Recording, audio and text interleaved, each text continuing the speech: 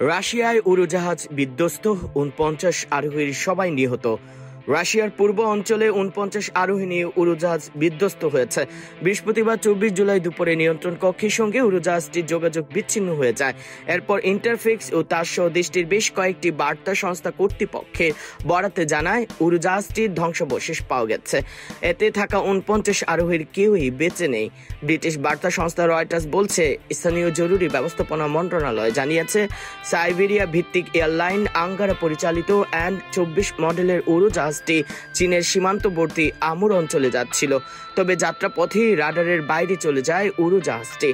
বাজে আবহাওয়ার কারণে এমন হয়ে থাকতে পারে বলে মনে করছে কর্তৃপক্ষ।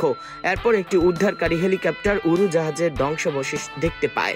এটি সোভিয়েত আমলে বানানো উড়োজাহাজ, বয়স আনুমানিক ৫০ বছর। উদ্ধারকারী হেলিকপ্টার থেকে ধারণ করা একটি ভিডিও সামাজিক যোগাযোগ মাধ্যমে ছড়িয়ে পড়েছে। এতে দেখা যায় উড়োজাহাজটি একটি বনের মধ্যে পড়ে আছে।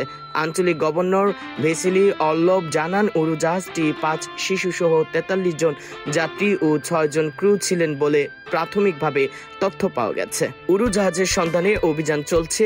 প্রয়োজনীয় সব বাহিনী ও উপকরণ মোতায়েন করা হয়েছে। এদিকে জরুরি ব্যবস্থাপনা মন্ত্রণালয় বলছে, উড়োজাহাজটিতে আরোহী সংখ্যা কিছুটা কম, প্রায় ৪০ জনের মতো।